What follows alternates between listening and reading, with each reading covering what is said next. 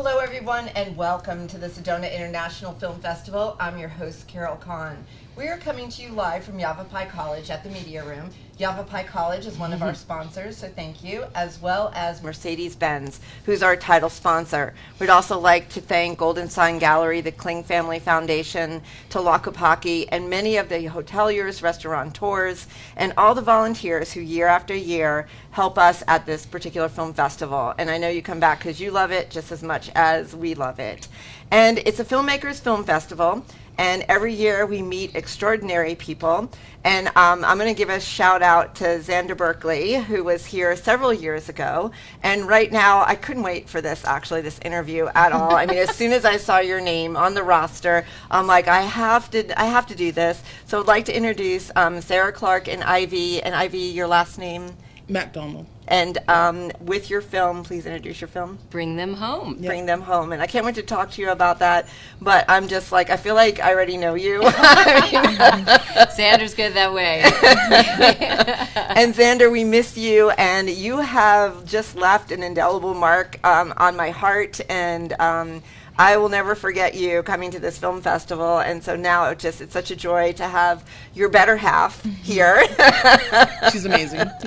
She is amazing. Well, he was here with the maestro, right? Yes. Which yes. was very fun to make. So yes. It was, and a shout out to David, the executive producer. It was wonderful having him here because, as I was just telling you before we actually went on, Xander is one of the few celebrities that have come here to actually interact with filmmakers. I have never seen anybody sit down at a table and actually talk with people at a party.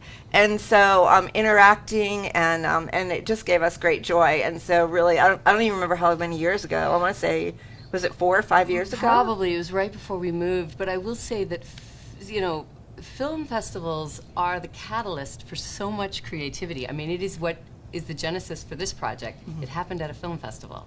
And I was there watching a movie that Xander had done, and I went to a screening of Daniel Glick's.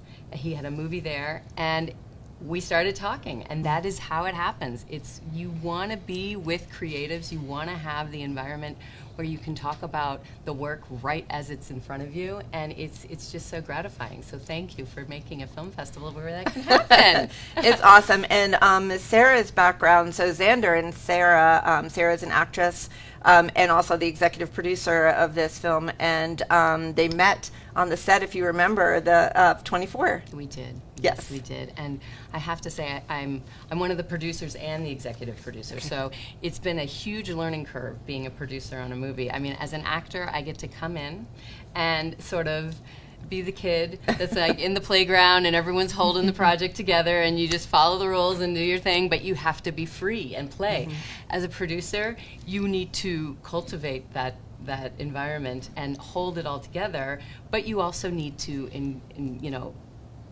enjoy the creative process. So I give it up to producers that they have one of the hardest jobs because they keep the lights on, they keep the camera rolling, and they keep the film coming, but they also, have to have their head in the game as well. So it's a bigger dance. Yeah. And Ivy, thank you so much for bringing this film. I want you to talk a little bit about it.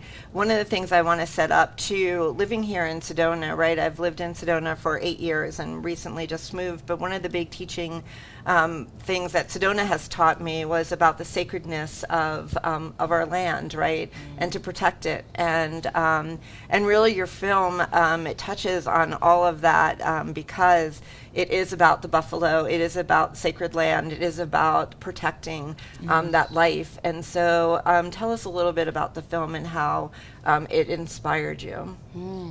Yeah, I mean, I grew up traditional Blackfeet, so I knew a lot of what the buffalo meant to us, not just only in our ceremonies, but also for the land, bringing them back.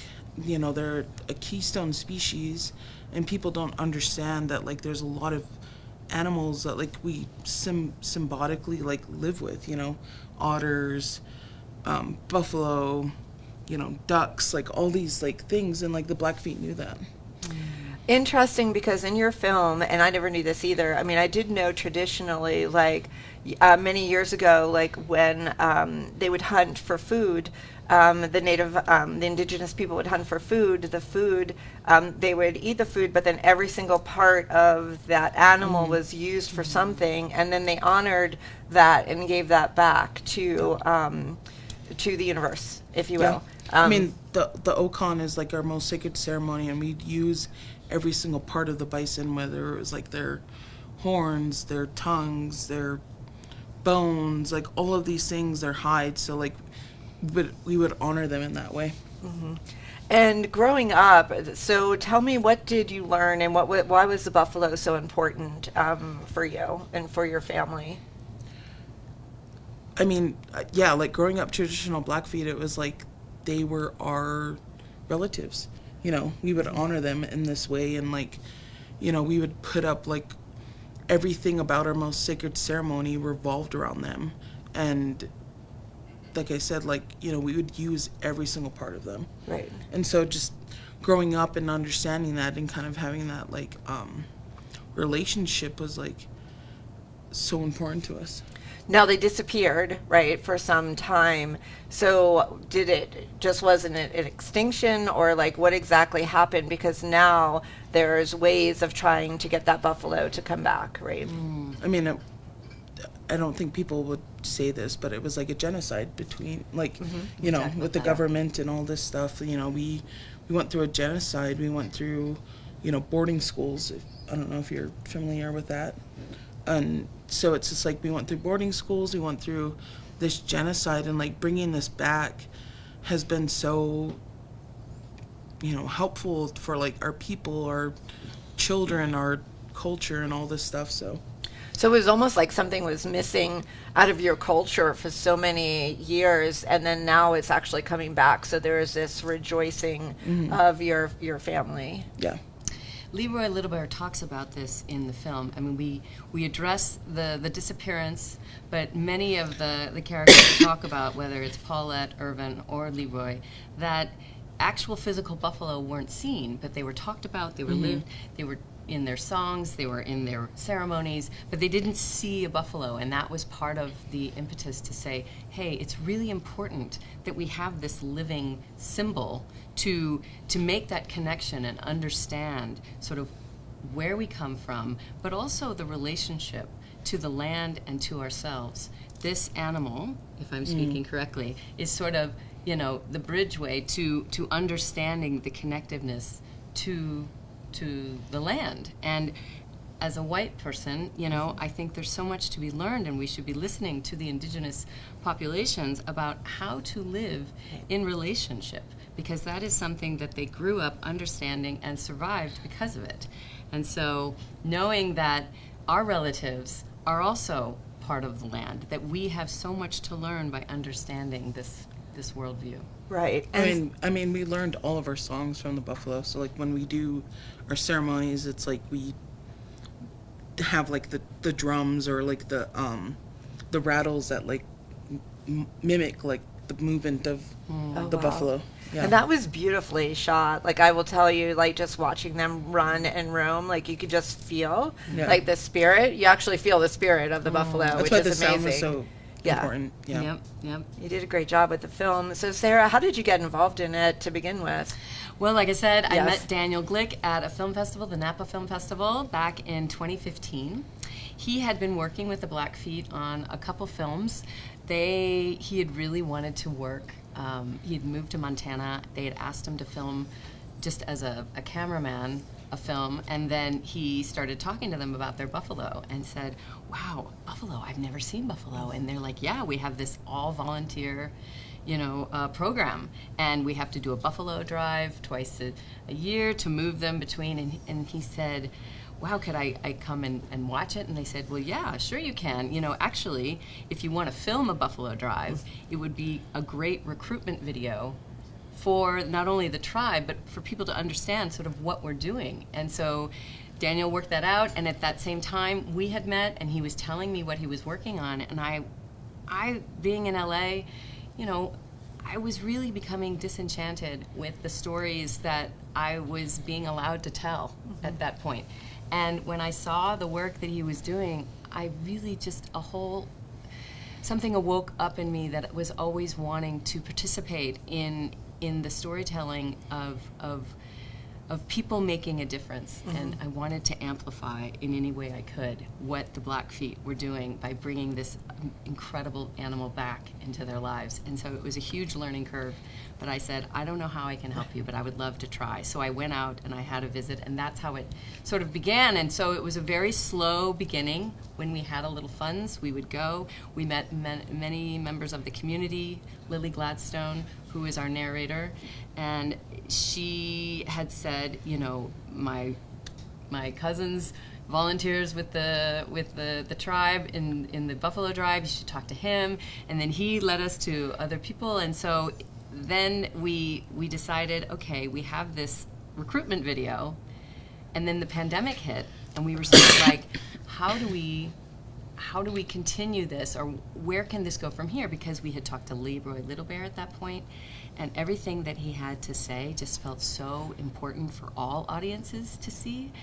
And so it was during the pandemic that we met Ivan and Ivy via Zoom, again through different people. Zane Clampett, who is one of our DPs, said, you should really talk to Ivy and Ivan. They're these great filmmakers living in Montana, and they might be interested in understanding, because a lot of their relatives are in the video. And so it was one of those weird COVID times where we met via Zoom.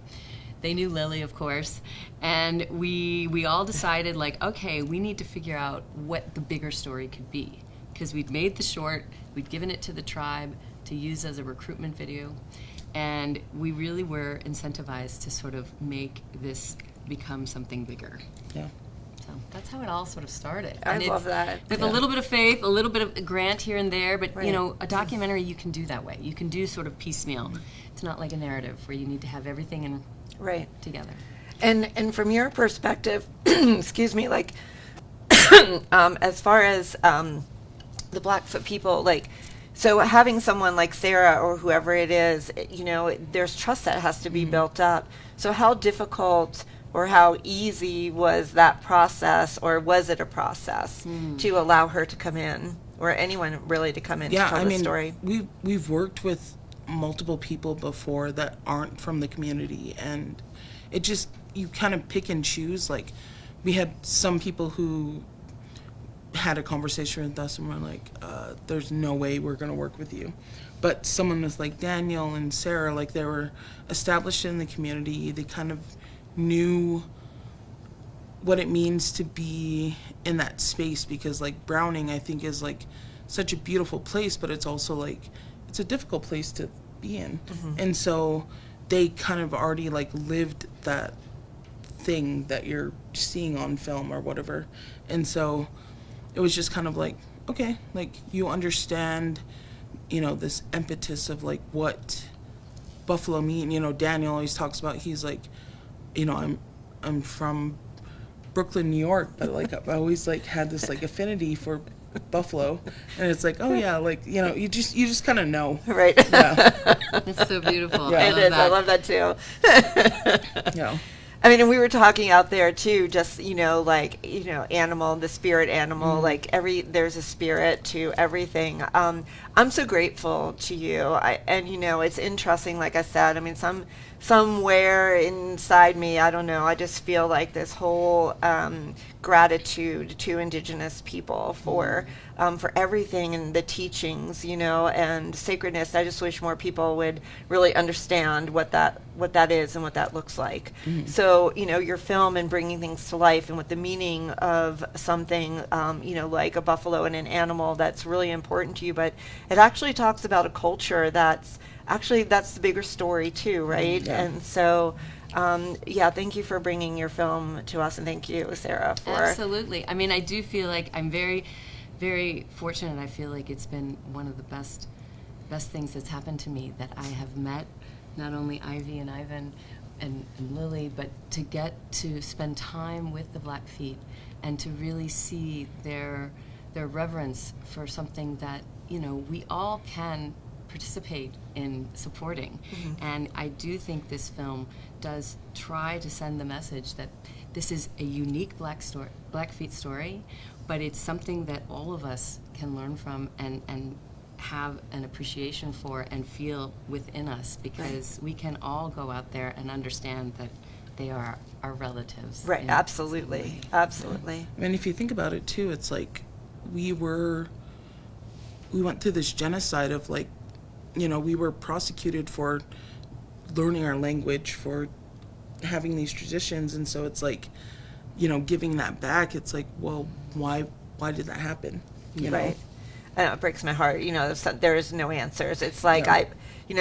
I sit there and I think about stuff that's happening all the time, and especially what you're referring to, and it breaks my heart. I don't know how to address that, you know, other than kind of repeat what you talk about, you know, and to do and learn from. And I think that's like the biggest blessing and gift that like I can get to. Well, I mean, and that's what, oh, sorry. no, you go. No, but like, yeah, my mother, she was the first person to bring the Okan back to our people. She had a dream when she was 14.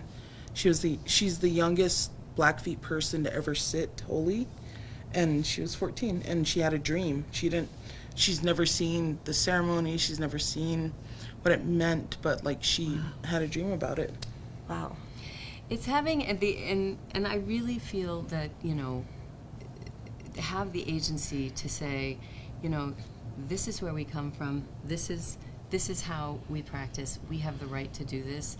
I feel like everybody sees the film and understands that it was wrong, but it's saying, okay, how do we go forward to rectify this?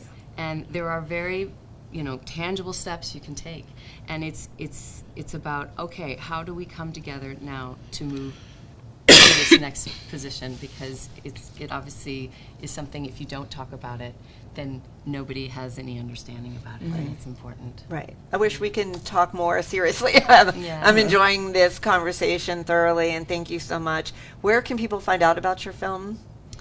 So there is a website, bringbuffalohome.com, that talks about how you can support the buffalo.